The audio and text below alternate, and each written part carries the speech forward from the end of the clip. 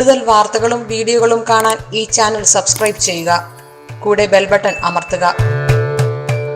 നമസ്കാരം.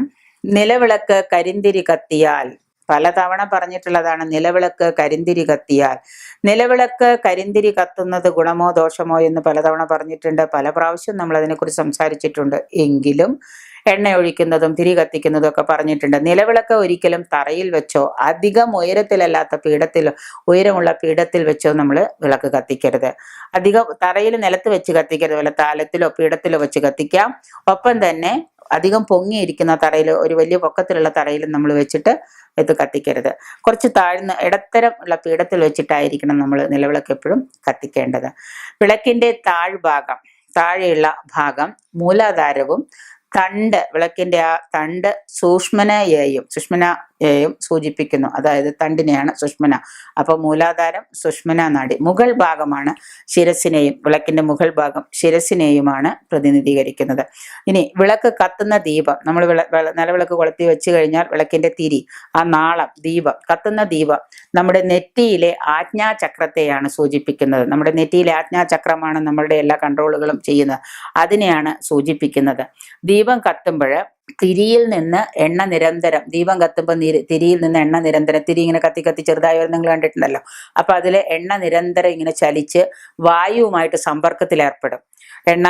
തിരി കത്തിച്ചു കഴിഞ്ഞാൽ, ദീപം കത്തിച്ചു കഴിഞ്ഞാൽ എണ്ണ വലിച്ചെടുത്ത് ഇങ്ങനെ തിരി കത്തുന്ന അനുസരിച്ച് ഇത് വായുവുമായിട്ട് സമ്പർക്കത്തിൽ ഏർപ്പെടും. അപ്പൊ ആ സങ്കരം ഉണ്ടാകുമ്പോൾ പ്രകൃതി തന്നെ അതിനൊരു ഓംകാര ധ്വനി കൊടുക്കുന്നുണ്ട്. പ്രകൃതി തന്നെ അതിനിങ്ങനെ വിളക്ക് കത്തുന്നിടത്ത് പോയി ശ്രദ്ധിച്ചു നോക്കിക്കഴിഞ്ഞാൽ, സൈലന്റ് ആയിട്ടിരുന്നിട്ട് ശ്രദ്ധിച്ചു നോക്കിക്കഴിഞ്ഞാൽ അറിയാം, ഒരു പ്രകൃതി തന്നെ അതിനൊരു ഓംകാര ധ്വനി കൊടുക്കുന്നുണ്ട്. ആ ഓംകാര ധ്വനി പ്രണവ മന്ത്രം പോലെ, ആ ധ്വനിയെ നമ്മൾ ഓംകാരം എന്ന് വിശേഷിപ്പിക്കുന്നു. 2, 5, 7, 7ന്റെ ഗുണിതങ്ങൾ, ഇങ്ങനെയൊക്കെയാണ് നമുക്ക് തിരികൾ കൊളുത്താൻ, വിളക്കിൽ തിരികൾ ഇടേണ്ടത്. 2 തിരിയിടാം, 5 തിരിയിടാം, 7 തിരിയിടാം. 7ന്റെ ഗുണിതങ്ങളായിട്ട് 7, 14 തിരികളുള്ള വിളക്കുണ്ട്. അപ്പൊ അങ്ങനെയൊക്കെ ഇടാം. പിന്നെ വിളക്ക് കത്തിക്കുന്നതിനും ചില ചിട്ടകളും മട്ടങ്ങളൊക്കെ പറയുന്നുണ്ട്. അപ്പൊ ഈ നിലവിളക്ക് കൊളുത്താൻ ഇങ്ങനെ നമ്മൾ തിരികൾ ഇട്ടിട്ട് വേണം, ഇതിന്റെ ഗുണിതങ്ങളായിട്ടുള്ള തിരികൾ വേണം. ഇനി ഇതൊന്നും ചെയ്യാൻ പറ്റുന്നില്ലെങ്കിൽ 2 തിരിയിട്ടോ അല്ലെങ്കിൽ 5 തിരിയിട്ടോ മാത്രം വിളക്ക് കൊളുത്തുക. പലതവണ നമ്മൾ ഇത് വീഡിയോയിൽ പറഞ്ഞിട്ടുള്ളതുമാണ്. വിളക്കിന്റെ നെയ്വിളക്കാണ് മഹത്തരം.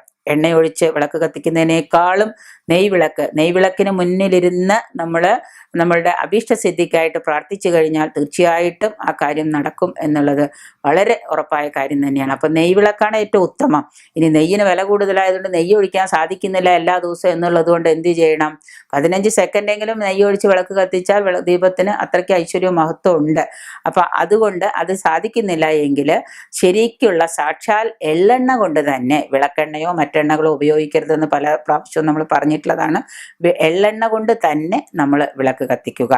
ഈ എള്ളെണ്ണ ഒഴിച്ച് ശുദ്ധമായ വെളിച്ചെണ്ണയോ ആയാലും കുഴപ്പമില്ല. ശുദ്ധമായ വെളിച്ചെണ്ണ ഉണ്ടെങ്കിൽ അത് ഉപയോഗിക്കുന്നതിന് തെറ്റില്ല. കാരണം എള്ളെണ്ണ കിട്ടുന്നില്ല എങ്കിൽ ശുദ്ധമായ വെളിച്ചെണ്ണ, മായം ചേരാത്തത്, പുകയോ കരിയോ പടലോ ഒക്കെ പിടിക്കുന്നതായ അശുദ്ധമായ എണ്ണ ഒഴിച്ച് വിളക്ക് കത്തിക്കുന്നത് അശുഭവും നിങ്ങൾക്ക് ദോഷവും ഉണ്ടാക്കുന്ന കാര്യങ്ങളാണ്. ഈ ചീത്ത എണ്ണ കൊണ്ടുവന്നിട്ട് വിളക്കിലങ്ങ് ഒഴിച്ചു കഴിഞ്ഞാൽ ആളി കത്തി നാരായൊക്കെ കരി പിടിച്ച് പുക പിടിച്ച് അത് വളരെ ദോഷവും അശുഭവുമായ ഒരു അശ്രീകരമായ ഒരു കാര്യം തന്നെയാണ്. എണ്ണയെ ശരീരമായിട്ടും തിരിയെ ആത്മാവായിട്ടും ജ്വാലയെ ആയുസ്സായിട്ടും ആണ്, വിളക്കിനെ ഭവനമായിട്ടുമാണ് നമ്മൾ സൂചിപ്പിക്കുന്നത്. ഒരു വീട്ടില് നമ്മുടെ ശരീരം വളരെ തേജസ്സോടെ നിൽക്കുന്നു എന്ന് കാണിക്കുന്നതാണ് ഈ വിളക്കിനെ നമ്മൾ, സാക്ഷാൽ വിളക്കിനെ നമ്മൾ പ്രതിനിധീകരിക്കുന്നത്. അതായത് എണ്ണ ശരീരമാണ്, തിരിയാണ് ആത്മാവാണ്, കത്തുന്ന തിരി ആത്മാവാണ്, ജ്വാല തിരിയിലെ ദീപം എന്താണ്? ആയുസ്സാണ്. വിളക്കിന് ഭവനമായിട്ട്, മൊത്തത്തിൽ വിളക്കിന് ഭവനം, വീടായിട്ടാണ് നമ്മൾ കണക്കാക്കുന്നത്.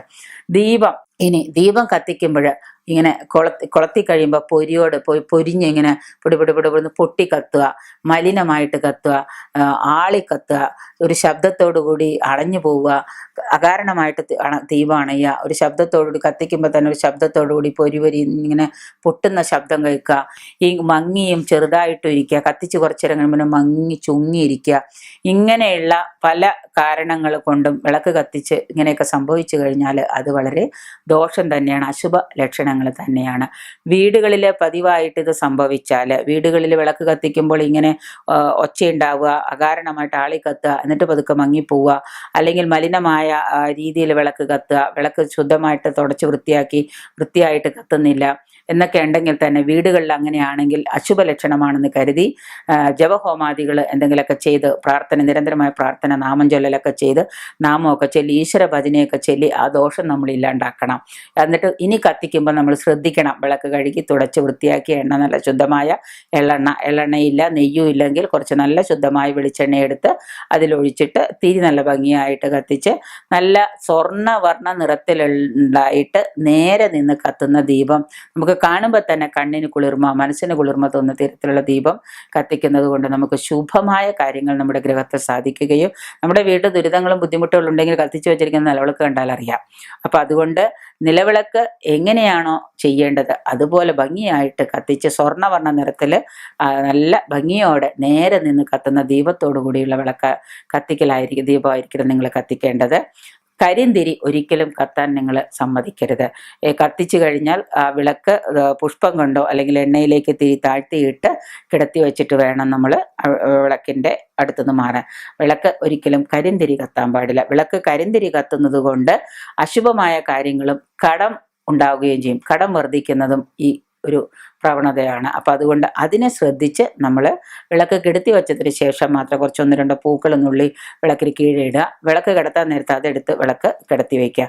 അങ്ങനെ വേണം ചെയ്യാൻ. സ്വർണ്ണ നിറത്തിൽ പ്രകാശത്തോടു കൂടി കത്തുന്ന ഒരു ദീപം, നേരെ ഉയർന്നു പൊങ്ങുന്നൊരു ദീപമായിരിക്കണം നിങ്ങൾ വിളക്ക് കൊളുത്തുമ്പോൾ ഉണ്ടായിരിക്കേണ്ടത്.